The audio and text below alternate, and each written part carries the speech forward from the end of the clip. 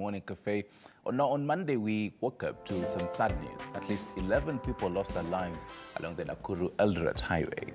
And this really paints a whole picture of the kind of news that we have when you're nearing Christmas holidays and the whole festive seasons. Right now, it's about 40-something days to Christmas. So how do you really ensure that as a driver, you're safe? But then even as a passenger, you're safe, and also the pedestrian, not only even inside that particular vehicle, that you're also safe when you're using and accessing any roads along, plying and just inside this particular country. And just to have this particular conversation with us is Owor Otet, a road safety trainer. Good morning, sir. Good morning. How are you? Minko salama. I should probably would have told you to come with one of those reflectors. Mimi nikitembea along hapo nikuwe na, one of them. It's always a good thing to have a reflective material on your body. And for your viewers, they might be wondering, must we really have them? No. Just put on bright clothing. It could just be a red shirt, a yellow jacket, just to something catchy so that you are able to be seen. So we are in the reflective jacket to be seen. Yeah. Does that apply only at night, or also maybe even during the day? All round time. I put it on in the morning. When I'm going to sleep is when I remove it. Even inside the house, I still have it. All right. Enough of the whole bent about reflective and all that. So who's Otet really? Owor Otet is a born-again Christian, a global road safety trainer, and certified IRU, International Road Transport Unit, under the European Union. I am a professional trainer in ADR, transportation of dangerous goods, gas, biochemics, explosives. A trainer in CPC competency of trailer drivers. Currently, I'm working in Qatar under the Ministry of Transport, and just concluded the training of 7,700 bus drivers in Qatar for the World Cup and 6,200 light drivers. That was massive. Oh, that was massive. I'm assuming you had a whole team behind you. Yeah, it's not a one-man job. It's the T of T. You train the trainers, then the trainers go and train. So overseeing it from a point, but you also have to ensure that the message goes deep. We still don't have much of driverless cars. So our vehicles have someone sitting inside them to control them. And that is why we are able to see like the crashes of this morning. So a lot needs to be done. A lot really needs to be done to help us save lives. When people listen to road safety, they are like, oh, keep left, drive well. The main core of road safety is to save lives. You might donate blood to save a life. But if you play aimlessly on the road, if you go to the road without understanding the language of the road, then the socio-economic growth has a big impact on it. Right. And that is something that most people don't factor. People go to driving schools, they have driver's licenses. Ask them a simple traffic sign, what it means, how should you react to it, then... We'll get to the whole driving school and the whole menace, in it. I mean, we've seen cases of corruption amid some of these driving schools. But then, first of all, having a wide experience in not only Kenya, but in different parts of the world, being a driver, should you really have a sense of, insane when you're driving along, some of these highways? Because, I mean, someone would say, if you're really too soft, for example, driving along some of these roads, utaumia. You'd really not be able to access it. You'd be there for quite a long time. Do you have to be sort of quote-unquote a bully also on the road? Driving safely entails courtesy. To be a defensive driver means I can accommodate your mistakes. If I am a driver, there comes a point when I look at you in your car, I clearly see and understand that you are at the point of no return. Why does my car have brakes? So that I can be able to control and to allow you. But most people, they hoot. So the motion is still, the inertia is still 80, and they hoot. The horn is only to alert the other guy. Some of these cars have loud horns. It will send you into trauma. It will make you go blank. It hits you. It slaps you. So driving is all about courtesy. And mature drivers, I'm known globally for saying we have two types of drivers, vehicle movers and drivers. A driver will slow down for you. That is maturity. But a vehicle mover will hoot and try to even push you away. So maybe you are joining, and on the other side there's a motorcycle rider. So if this driver pushes you, already you are creating an incident, you're creating an accident, you're creating a crash. So it really needs a lot of courtesy and a high level of maturity in accommodating one another. Right. Now, you really mentioned this, and I'm reminded of most of these public service vehicles. Some of them that we'd commonly, refer to as nganya. Speak on that. I mean, some of this really carry even more than 60 passengers. So if anything was to go wrong, you're having 60 people maybe who have lost their lives. And even as you were mentioning earlier, this means 60 families more are really crying there. Is it the fact that even the training for some of this is lacking for the drivers of some of these public service vehicles? Training entails a lot, and every day we evolve and many things are coming up. The syllabus we are using in Kenya was designed in the 87s. Right now we have interchanges. We have intersections. If you go back to that syllabus, it's still roundabouts. The other day, last year, you saw an NTSA wanted to retest drivers. People who have driven for 15 years are failing because there is a lot of change. Mm-hmm. They only knew how to go into a 2-lane roundabout. Nowadays, we have even 4-lane roundabouts. Yes. They don't know which lane to use when they are going left or right. Mm-hmm. So training is very important. That is why most civilized nations are now keen on finding who can train, who is good in training, and they're taking them away. They're picking them, they're plucking them away. Training is very essential. And then there is what we call refresher courses. Once you have driven, I've not been in the country for about 1 year, 6 months now. Okay. I'm not just going to drive. In fact, today I came in a matatu, and people who know me are like, why? Why are you leaving your Mercedes? You're not driving it. I'm like, I need to be refreshed here because some part of my mind is still going to keep right. Because you're used to the... In fact, tomorrow I'm driving to Kisumu, and someone has to shadow me how to drive inside Nairobi. The other day I was trying to go to South B and I got lost. That was not a clear sign, so I said I will park it. Because when I get lost, I am moving at 60, I'm trying to understand, but there's another vehicle coming. You know, in Kenya, people don't obey lane discipline. So they can be fast on any lane. Yeah. So maybe I'm on lane number 1, I'm doing the right speed, which is between 0 to 60, and they're coming at 80. Yeah. So I'm slowing them down. So I said, someone has to refresh me for 1 week. Then I'll be able to drive for maybe 2 months. And then when I go to the other side, I also have to do another refresher. Now, this is personal effort. There are many areas where people can do refresher trainings. There are schools that are doing that. But the essence of it is training is not for the weak.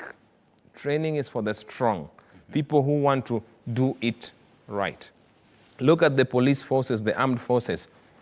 They train, they go serve, they come back, they do a full refresher course, again they go back because things have changed. Right now in Kenya, it is raining. Ask any driver, what is hydroplaning? Hydroplaning. Huh. Hydro means water. Oh, hydro. Planing means it's sliding on top of water. They don't know about it. That is why it's drizzling, the first few parts of the drizzle is coming to touch the ground. There has been exhaust fumes that are oily. Okay. Water and oil will not mix, so one has to be on top. Basically, the vehicle tire is not touching the ground. And that is why when it is drizzling, people step on their brakes and the vehicle still planes. It can slide to the left or to the right. These are things that in this season of the El Nino, people must really know. Otherwise, expect more than this. And you mentioned a very interesting, point of view, because I mean this accident happened on Monday morning around 3 a.m. there. If you're probably to have the driver here with us and tell us what really happened, even people around there, and some of these drivers, not only for this Monday morning accident, some would really fault the road. In your experience, how much does the road, the construction of it really alter? Because some would say, well, this road was built back in 1960. It hasn't really been added, anything else. Maybe even some of the residents who live there just come and construct their own, speed bumps.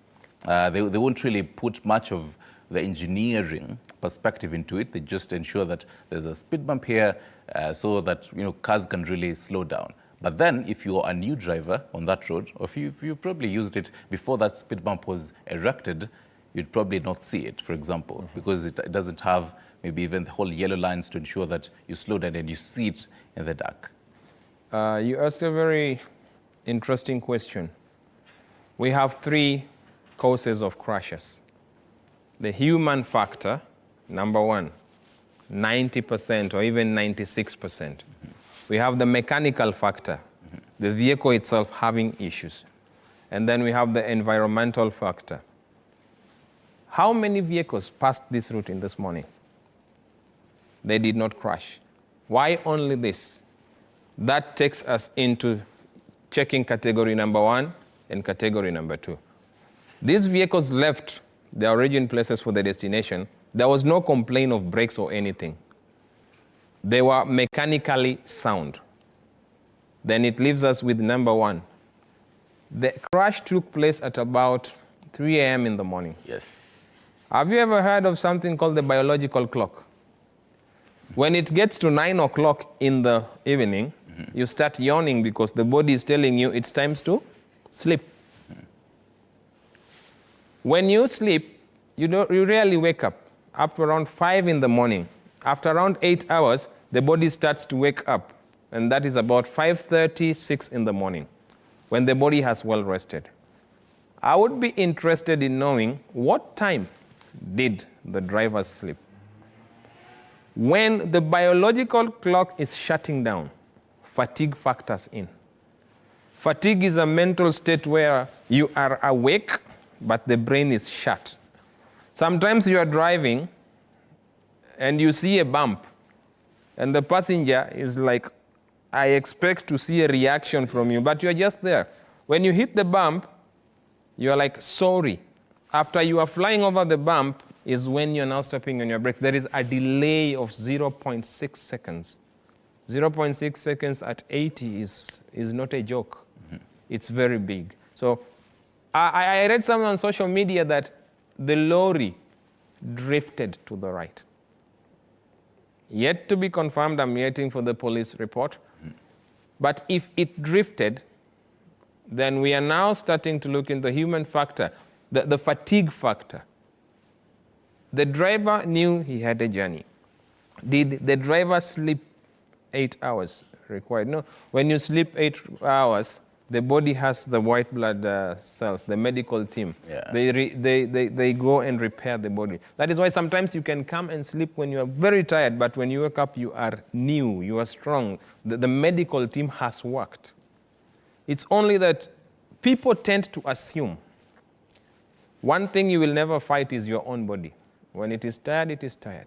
And that is a factor that most people should really work on. Passenger vehicles. In other countries, there is a regulated time. You don't meet passenger vehicles with trucks on the road. Right. Trucks have their own time. Passenger vehicles have their own time. At some point, different routes.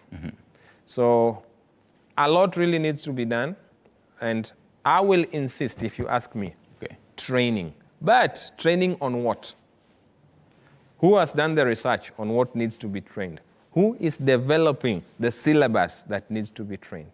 Right now, I'm lucky. I'm developing a syllabus of people who are being trained on the other side, and it is marvelous. It is working wonders. But then, Orem, now I'm curious, and even the whole reason we had these photos here is just to give us the whole, whatever you're really telling us, but then what you're seeing here, this, for example, I mean, it's a truck and also a Nissan, matatu.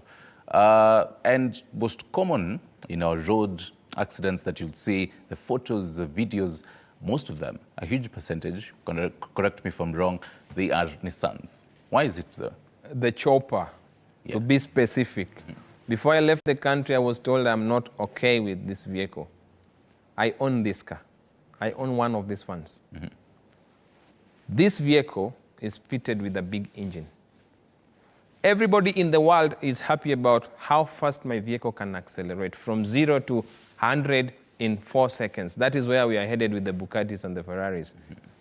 When it is very easy to accelerate, it is 10 times problem in stopping it. So this type of a vehicle was designed to be a cargo van. Then we do a lot of modifications. If it is a cargo van, it clearly means it has two different center of gravities, when loaded and when not loaded. So when it's not loaded, it's a bit high. The clearance is much. But when it's loaded, it rests on the ground. When you put 16 adults who are 75 kgs, they're not even a ton. And the vehicle is meant to carry 3 tons. So it's empty, it's light. Look at the frame structure. There is a Toyota Hiace specifically meant for, it's on my YouTube channel, I posted it, meant for passenger transport. It even has the roll cages. Such of this, they don't have roll cages. So the body becomes a sharp object. Look at the way their seatbelts are. We need to have 3-point where the diaphragm is rested, but they only have the 2-point from waist to waist. So it leaves the upper body moving. And a whiplash is the movement of the neck. Just a slight one can kill you, because we have 7 bones here: C1, C2, C3, C4, C5, C6, C7. C1, 2 are not much delicate. 3 to 5 are the most delicate. That is why the head can turn, because of the muscles. So any slight movement of it, someone will suffocate. And the whiplash we get because of inertia. These vehicles, number one, they have the short nose, meaning the higher levels of absorbing kinetic energy is very high. If you look at the rating, safety rating is 2 stars. But we recommend from a safety perspective that 5 stars. So 1, the safety rating of these vehicles is 2. That is 0. The only person who is a bit safe is the driver, because there is that rod that supports the steering wheel. So they will be crushed. And if they survive, they cut the leg off and they sit on the wheelchair. So this vehicle needs to be reviewed. It has been recalled globally because of brake issues. It is easy to accelerate, but it is very hard to stop it. If you check on the truck, there is the aspect of load. A stopping distance is longer in trucks because of the load that they have. You need, if you are driving at 80 kilometers per hour, you need 64 meters to stop safely. But if it is 80 for a loaded truck, you need double that. Those are things our people are not factoring. So the people behind the transport ministry should really review this chopper. And I mean, you're part of the Ministry of Transport. So, and now I'm curious, why is it that, number one, solutions, one, either remove it from the road completely or modify it in a way that if drivers are really trained to use this kind of vehicle, the chopper, as you put it, will it minimize road accidents? Modification should never be done on this. use it for the purpose. Today I cannot put these shoes on my shoulder and say instead of putting bling, I'm putting my shoes. Use it for the correct purpose. This is a cargo van. This and the Probox and the Succeed are cargo vans. Go into developed countries. These are used to supply meat from the slaughterhouses. Loads and tons of meat. Most of these vehicles come with refrigerators, so we modify them. Anytime you use the word modification, it means a trial and error. It may work, it may not work. So let us use vehicles purposefully. In this country, 80% of buses that you see around are running on lorry chassis. Very few are on real bus chassis. The ones that are on real bus chassis, it's very rare to even find that they rolled over. So we need to do a review. The problem is, the Bible says, my people suffer and perish for lack of knowledge. The people who have this knowledge, we are not in power. I'm not in the government. Actually, if now, I'm a visitor in this country. The people who are in that position, they don't have this knowledge. This knowledge, you don't just find it on Google. There are accredited bodies that will advise. The government needs to meet IRU. The government needs to meet the UN chapters and discuss this with them. Right. And even as another whole bit of, a big percentage of road accidents really cost, apart from the whole choppers and the whole Nissans, is, as you commonly put them, the piki-piki, the motorcycles. And this really speaks on matters, the supply and also the whole demand of it. There is a huge demand when it comes to even, for example, I tell you about it's about 40-something days to Christmas. So that means even someone who owns some of this, or even the driver, they know that by Christmas they really have to beat targets, transporting people either from Nairobi or different cities to where people really want to go to. And motorcycles also have the whole, kind of demand around different areas. The training on the same, is it also lacking? Your thoughts on the same? We don't have motorcycle training institutions in this country. If we did, then we would be having Wamuyu Karaoke. She's a very good trainer who has ridden in about 20 countries, giving press statements every Friday in this country. If you can ride a bicycle, it is easy for you to balance on a motorbike. Yeah. They just go around a football pitch and then good to go. If someone is on a motorbike and they are carrying their helmet like a baby, there is a problem. They are riding, but they are carrying it like a baby. Already, there is a problem. Training is more important. Yesterday, I was having a conversation with someone, and there is a high number of motorcycles that are being imported into the country, double the number we have. But we have 0 training institutions for the motorcycle. The motorcycle is a weapon. Yeah, it is a weapon. But then, a dangerous one. But then even as you continue, we do have training schools, and they also offer for the same, for trucks, for Nissans, for different types of vehicles. And motorcycles are part of them. Should we now have some of these trainers that you're really quoting, engaging and partnering with some of these driving schools? Enforcement is a big part of it. Enforcement is a big part of it. How many motorcycle schools do we have? Let me be brutally honest. The training schools are in business. They are not in sharing the knowledge.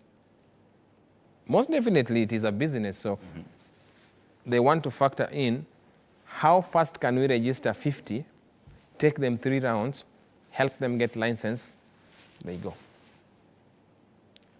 Up to today, there is a junction outside here. There are people who, when they are joining the road, the Kiambu Road, right? They don't know whether they should be indicating left or whether they should be indicating right. They want to go to town. They don't know whether to be indicating left or whether to be indicating right. They want to join the road. And they have cars. Communication is on our blinkers. So I am miscommunicating to a motorcycle rider who did not go for training but is on top of a motorbike. Are you seeing the recipe? Then we are going to serve a disastrous biryani. And that is why I say, between now and December 31, this number is going to go very high. This number is going to go very high. I assure you. Start counting today. Monday was 11, right? Start counting today. By the time we hit December 31, more than 1,000 are going to go. And I'm curious even why. I mean, for years we've seen the whole, when it comes to matters festive seasons and all this, the number of road accidents really increases. In your experience, why is this? This is the time when schools are closed, people are going to catch up with their loved ones. It is in their calendar. What I have done with my experience, I don't travel on Friday. I travel on Monday. Because I know Friday, everybody is rushing there. People are working half day. They are already tired in the rain. They want to drive from here to Busia, to Mombasa, wherever, to Meru, to Narok, Isiolo, to Rukana. They are already tired. They want to leave late, and they want me to know that their vehicles have power. They want to show me they can control the vehicle very well. Yet when they are holding the steering wheel, they are holding it in unique, absurd postures that even if they run over a small stone, they cannot control the vehicle. The vehicle has no stability. So basically, as Kenyans say, gari najua kwa nyumba. The vehicle knows at home, so it will just... They say the vehicle knows the way home. That was in the US, because in the US they have driverless. But here, it is a big lie. Yesterday I was going to Juja. It is drizzling. And someone crossed from lane number 1. I was at 100. Straight, not even waiting on the middle lane with me to check. I would say on the middle lane, lane number 2, the driver had seen me. And immediately he went half. He had to come back because there was a vehicle that zoomed past. If by chance it was going to crash, I would also be involved because I was at 100. Yeah. My vehicle has very good brake systems. I had kept a very safe following distance, but then he reduced it. So he had reduced my reaction time. My reflex action time was all reduced. What's a safe distance according to you? I mean, how many meters should I, if I'm going 100 and you also maybe probably the same kind of... If you are in the same speed, you need to count 4 seconds. So how do you count 4 seconds? If you say 1, 2, 3, 4, it is faster. The standard formula of counting and it matters meters, seconds is 1001, 1002, 1003, 1004. You cannot basically measure it on meters. Probably it will be 3 car lengths. But if the vehicle passes any object, maybe an electric pole, then I start counting 1001, 1002, 1003, 1004. At the 4th, I should be reaching the exact pole that vehicle passed. If I reach before, I need to slow down. I really need to slow down. So these are basic information that people need to have on the roads. We don't have them. And that is why we even find motorcycles on the most inner lanes in the highway. Yeah. There is a rule. There is a category of a motorbike that should not leave lane 1. There's a category of a motorbike that should not leave lane 2. The BMWs, the presidential escorts, those ones can even do lane 3 or 4 because the CC is worth it. The weight is worth it. The streamlinedness of it is worth it. But you meet people with motorbikes that are shaky, and they're at 100 in the innermost lane, where the matatu wants to squeeze the nganya and then go and drop. Right. We are going to experience more. Let's take a short break. When we come back, I'm curious. Let's take a look at the whole matters recognize, understand, and act. The whole RUA. What is this? Basically, all that after this short break. So stick around for that. Thank you.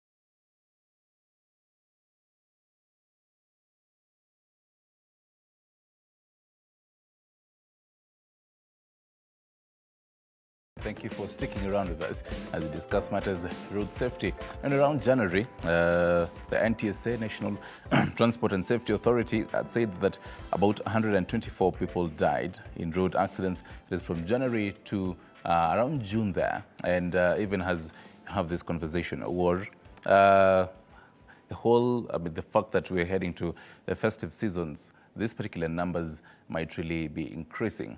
Even as you talk about that, talk to us about RUA also. Number one, the numbers that we see are a bit suppressed.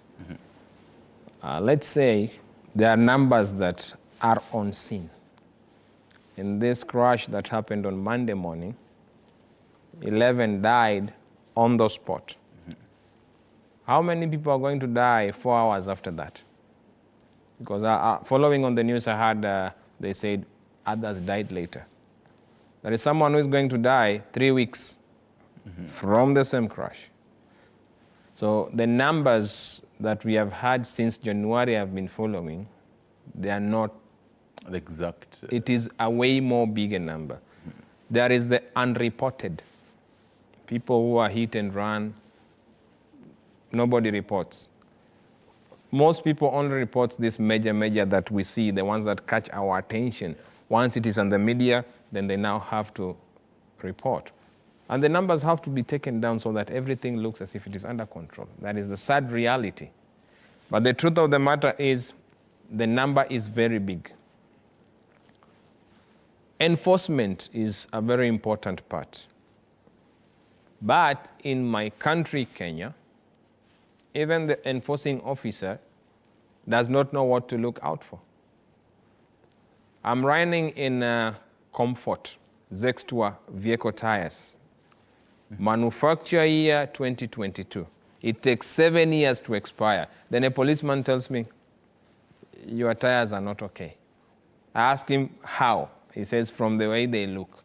I'm telling him, this is the design of the grip. I ask him, do you know how to tell the birth date of a vehicle tire? So when I am telling him, mine is 1522, 15th week, the year 2022. If we start the 15th week, it gives you a date, somewhere in June, around 26th in June. And now you want to tell me it is expired? It still has 7 years. So these are things that really need to be done as for enforcement. Our officers need to be trained on how to do the enforcement. In a country where a police car is going to chase a passenger bus vehicle full of passengers, what else do you expect? In the crash on Monday morning, the driver ran away, he's still at large. Whereas it should be the driver standing, going to report, writing a statement to help us understand what clearly happened. So we need a whole turnover in the perception that we have. There is a simplified formula that I have used in training the massive numbers we mentioned. It is the RUA.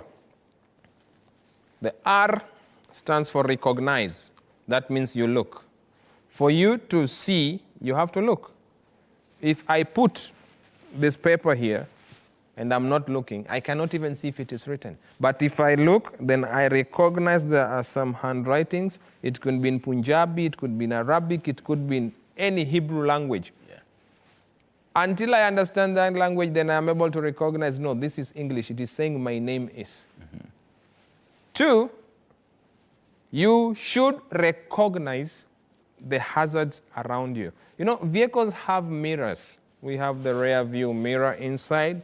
We have the side mirrors. It is very normal to see people driving with enclosed mirrors. There is what we call a vehicle blind spot from the pillars. How am I supposed to see? A blind spot is anywhere I cannot see as a driver when I sit looking in the front.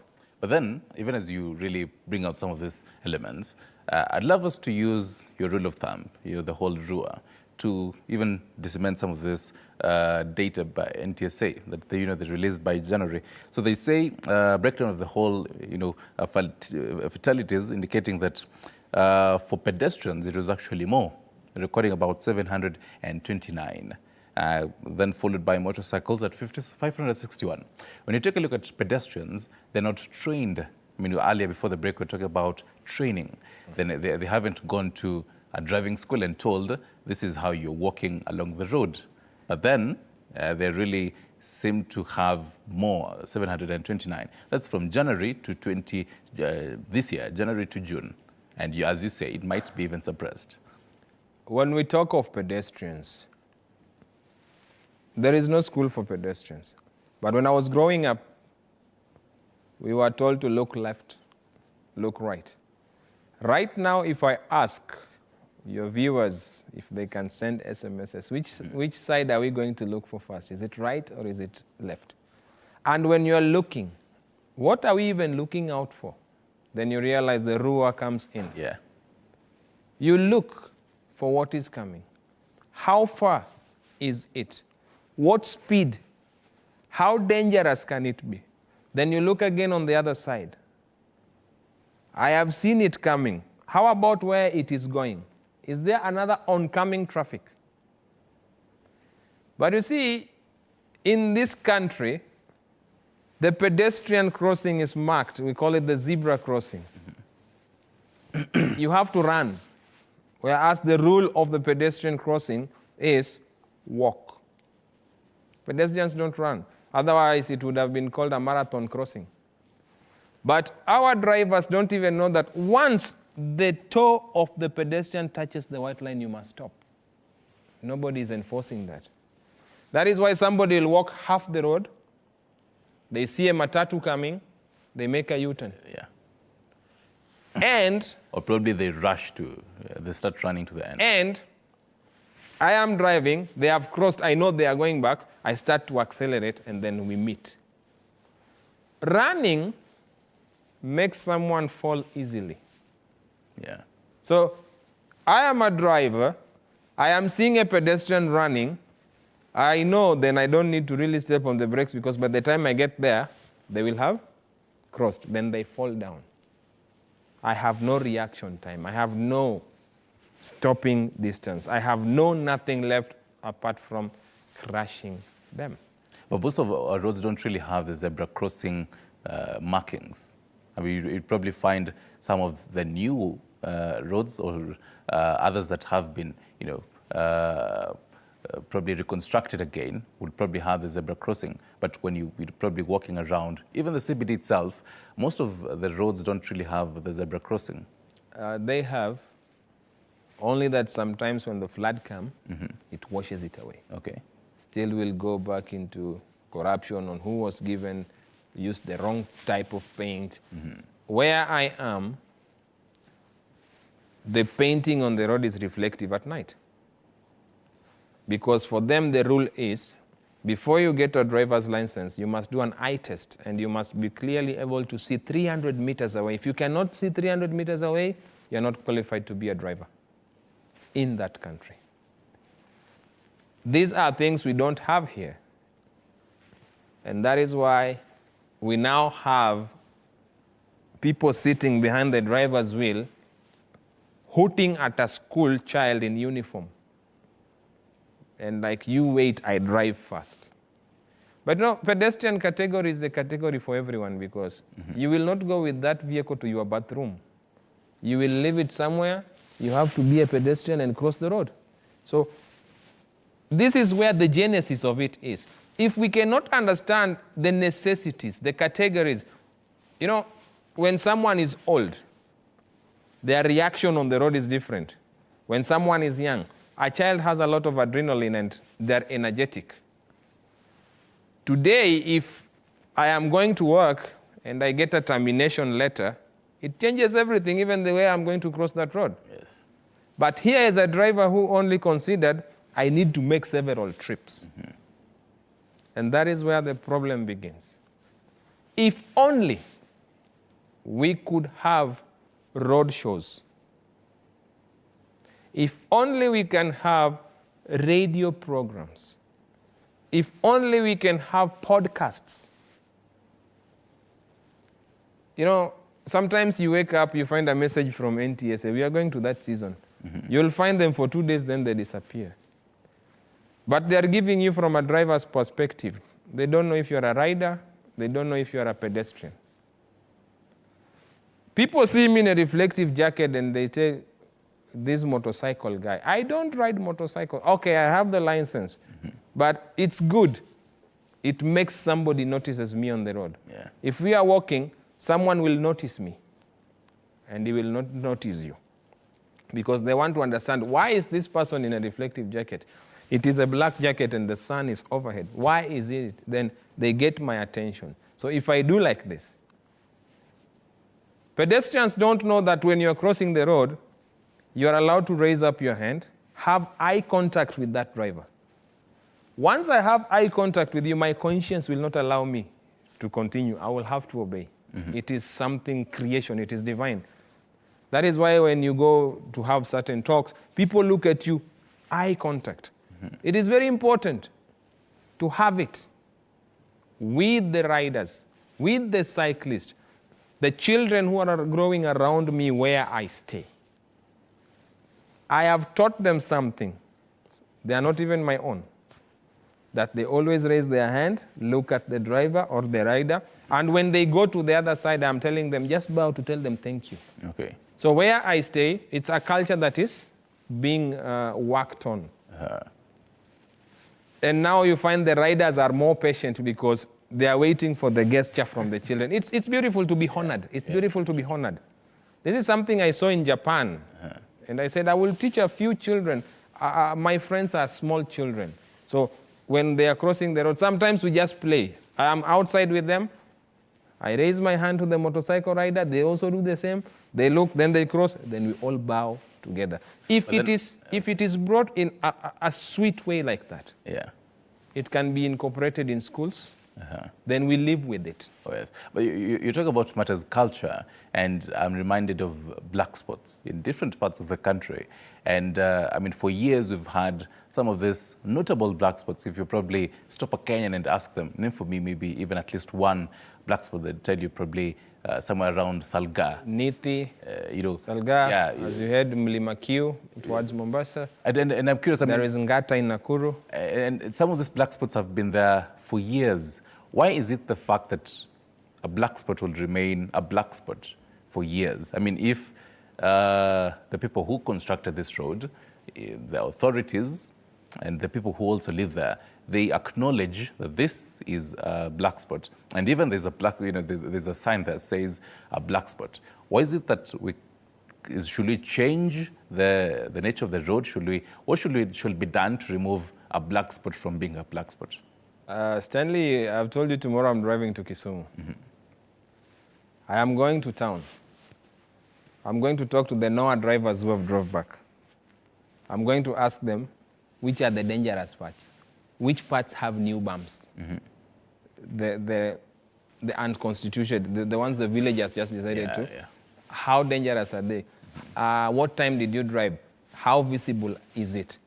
This is something I have done over time. There is something we call journey planning management. I'm driving to Kisumu in 2 days because I will leave at around 4. Then the night is there. Definitely I woke up very early morning. So tomorrow I must spend a night in Nakuru. Then the next day, I proceed. Already, on Monday morning, we know Ngata area had something. Accident, yeah. So on black spots, these are permanent. There's nothing we can do about them. Permanent. Permanent. You can never change them. That is why it's ages to come, ages to go, they will remain. So how are we going to attack the permanent part? Plan your journey, get right information. Get the right information. Somebody tells you, my Mayu, as you go down the stretch, it is a permanent hazard. So am I going to drive at 160 on my Mayu? No, I'm going to do 60 instead of 160. But then my point of view is this. For example, I mean, as a Kenyan, you probably know along my Mahiu, there's a chance that there's a black spot there because, you know, you've been in Kenya, you probably know some of those things. But then, now, for example, a foreigner who even drives, the culture of driving, for example, I believe in Rwanda, you know, the whole driving is different from us.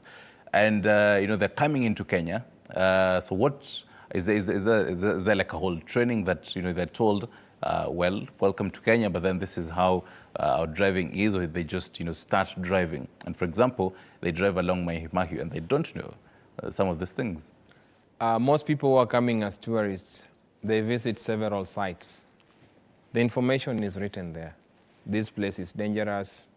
For instance, the Southern Bypass. There are people who use it every morning, every evening. Ask them how long is the stretch. They don't know. It is 28.9 kilometers. It has 2 climbing lanes.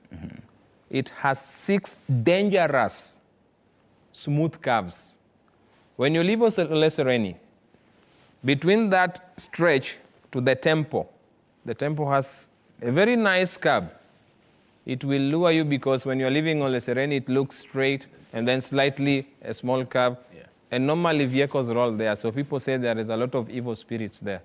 No, the airport is located right there. Yeah. Aircrafts use wind. They have to go off the direction of the wind to help them lift up. So if you are going to that temple corner, you have to slow down.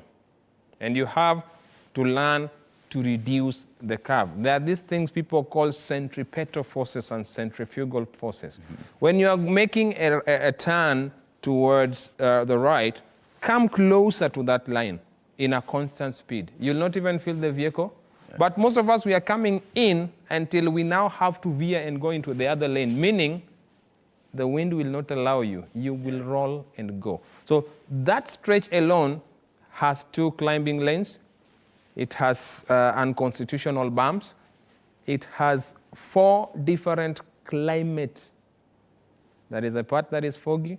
There is a part always very wet and windy. There is a part that is dry. And then there is a part that is just normal. And for drivers, it's really important to understand some of this. It is a must. A must. That you know. When it is windy in the stretch, why am I going to react to this? This is a permanent hazard. There's nothing I can do about it. The part that is foggy, my fog lights, my speed, but it is that same stretch you find somebody trying to go full. Then if anything happens, the locals cry and then they erect bumps that are not standard. So when you come, you hit it. You bring vehicle damage, you bring environmental damage. Remember, road safety is, these are measures that are put into place to help reduce possible deaths, possible injuries, damage to the environment and property. And defensive driving, they say, it is driving to save lives time and money. If I'm not saving my life on the road, remember there are people who depend on me. Yeah. There are children who are going to school because I pay their fees. There are people who now have shelter because I pay for their rent. There are people who are going to have storybooks in the end of this season because we are doing road safety trips with the Mercedes-Benz Warriors. And we are giving out books, we are paying fees where we can. So if I die today, believe me, that trip is cancelled. So somebody is not going to benefit from school fees. Somebody is not going to benefit from storybooks. Somebody is not going to get a Christmas cake. And the fact that you also mentioned about saving, most Kenyans right now, those who own a car, they have probably left the car at home or they use it for weekends. The whole big purpose for them would be saving on the fuel. I mean, right now the fuel prices are really high. And what most Kenyans would tell you is, I'd probably, now for the whole, a whole mteremko pale, they probably just, let it put neutral. Neutral or just, drive free. Does it, does it really save fuel? Now, number one, let me tell you, you are driving at 80 kilometers from Nairobi to Kisumu. I am driving at 120 from Nairobi to Kisumu. We are arriving at the same time. We are arriving at the same time. Why? I'm using a lot of energy to stop the vehicle. So the engine gets exhausted. Yeah. Sometimes you drive and you're really stepping on it, but it's just dragging. The engine works like the lungs. So it gets exhausted. Yeah. When you put neutral, do you know the purpose of the word neutral? Neutral gear should only be used by the mechanics when they're changing your brake pad. So the vehicle has been lifted so that when they're trying to turn the wheel, it turns freely. Neutral is a mechanical gear. Never ever, viewers, please, don't. It does not save anything. The engine is running. Your idling is 6. The vehicle is using fuel. Be on gear number 5, then release everything. The vehicle coasts. So when you put neutral, especially in an automatic vehicle, there are systems that are bypassed. It is very easy for the steering wheel to lock. So it is locking at 120. How are you going to turn left? When you try to move the shaft, it locked. It will not move. So if it is the wall, embrace it. If it is the bush, embrace it. If it is the river, drown peacefully. Right, and even as we talk about matters of fuel, I believe it will also be beneficial to talk about the electric mobility. And even as we talk about matters, road safety and all this. In experience, I mean, being in different parts of the world, does electric mobility, is it the whole thing that we should really be embracing to reduce some of these road carnages? Electric vehicles are normal vehicles. I use them for training. They perform very well. What you need to note with electric vehicles is that they don't have an engine, they don't have a shaft. The motor straight to the wheels, so they're a bit fast. Stopping them is a problem. But there is this global debate of the lithium battery. You cannot dispose the battery and the voltages stay. There is a battery back at work where it is 2 years it has been removed. It still has 100 volts. So even if it is disposed, the 100 volts is still a danger out there. So it's considered under ADR or dangerous goods aviation as a dangerous good. So the vehicles are okay. They're very okay if we maintain them well. The modern vehicles have brake assist, everything assist, even cruise control assist. But these ones are only making the driver to be lazy and brain-wise to drop. Driving is a full-time job. You find that science says a full-grown, you and me, we can only concentrate for 12 minutes. After that, in fact, if you're watching a movie, at the 12th minute, you normally change. That is when you want to look for your popcorn. You want to look for your juice. So the only thing we can do is train our drivers well. The training I am now giving, wherever place I am, is out of research. It is not out of we think. It has been tested. When I tell you you drive at 80 to Kisumu and driving at 20, it has been tested, not once, not 2 times. Mm-hmm. You all arrive at the same point. So we need to now make a change. People drive for leisure. People drive for luxury. Mm-hmm. But if we are going to bring in the RUA, the being able to look and recognize, the being able to understanding the hazard. Mm-hmm. If you see a continuous yellow line, it is just a simple line. But it is the line that separates life and death, because when you move there, normally it is a head-on collision. Yeah. If we are able to recognize the road marks, interpret them, understand the reason as to why they are there. The yellow continuous line is mostly on uphills, on the bends, near some very, very extreme dangerous junctions. So you don't play around there. Yeah. Then when you're able to recognize, then you're able to understand that if I cross, this might happen. Mm. Remember on this crash on Monday morning, they say the lorry drifted, meaning it crossed a lane somewhere. I'm not sure if it is yellow, but when you're going to Ngata, there are double lanes. So at some point, there is a single lane that comes in. And Ali, you've already started the whole tips that I was going to ask right now. Getting into the whole festive season, I know Kenyans are really preparing for that. So even probably someone has a family and they're planning to go maybe to a country in the 40 days before even Christmas or even after. Give us some tips, even for the drivers, considering the fact that we're in the whole heavy rains kind of season. So number one, I started by saying we have 3 legs: human error, mechanical, and environmental. I want to start with mechanical. If you're planning to hire a vehicle, and you know it's festivity, people are going back home in Prestige. Yeah. Last time he came with Premio, this time he came with Prado. It is good to be recognized. I'm unlucky because my model has remained for the years that has been. Yeah. Get a good mechanic to maintain that car 3 months even before the travel. Stop hiring a car, it is brought 2 hours late, and you are told it's like that. So sometimes you see a dashboard light, it's not a decoration, by the way. Mm-hmm. It is telling you check the engine. And the owner tells you, it is always like that. No, it should not be like that. Find out as to why, because that is an open door into tragedy. Mm-hmm. So get a good mechanic. Number 2, understand the vehicle you use. My number plate is very old. So most people, when they see me on the road, they have KD Qs, KD watts. Yeah. They want to tell me they can do it better. I drive a W124K, a Q Mercedes-Benz. The speed goes up to 240.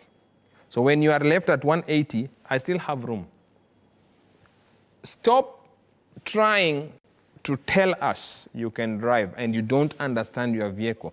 Number one, my car is very low, the center of gravity, and when it's going high speed, the wheels, so I have stability. Right. And for someone, the wheels will go into camber or toe. So understand your vehicle very well. After that, plan your journey. Plan your journey. Make stopovers. I like driving. Every 2 hours, I break for 15 minutes just to go out and refresh, take a breath. If it is press-ups, if it is jumping, I normally walk with a rope. Yeah. So I just do it with the people around me. When you plan your journey, you know how many kilometers you have, you know how much fuel you need. You know, sometimes when you don't know how much fuel you need is when you want to think of putting it in neutral. Yeah. You know where you are going to stop. You know, when you're also traveling, it is hygienical to eat at good places. Yeah. Sometimes you're going to eat at makeshift and then you start having stomach issues. You cannot concentrate on driving. Mm-hmm. And as you go, that route, check on the black spots. Approach the black spots cautiously. then it will be very easy for you. All right. Just don't impress anybody on the road. Know you have a responsibility. You know, when I drive, I not only save my life, I save the lives of people in the vehicle I drive, the vehicle behind me, vehicle in front of me, and the other vehicles coming. There is this misconception that when somebody flashes lights for you, viewers, flashing lights mean nothing. Stay on your lane. Be disciplined. Otherwise, if you don't, more crashes are coming for this country. Your final thoughts as we wrap up. It is achievable. It is a personal effort. This far I have gone is I have stood as an individual. I give for free. The knowledge I give for free. And everybody listening to this must learn to share. My punchline is always simple. Road safety is a message of love. And only those who have true love will share it with you, because we want to see you next year. Yeah.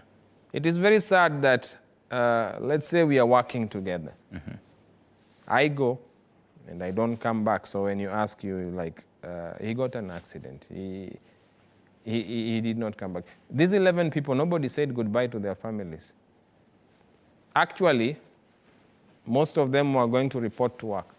Believe me, their desks are empty up to now.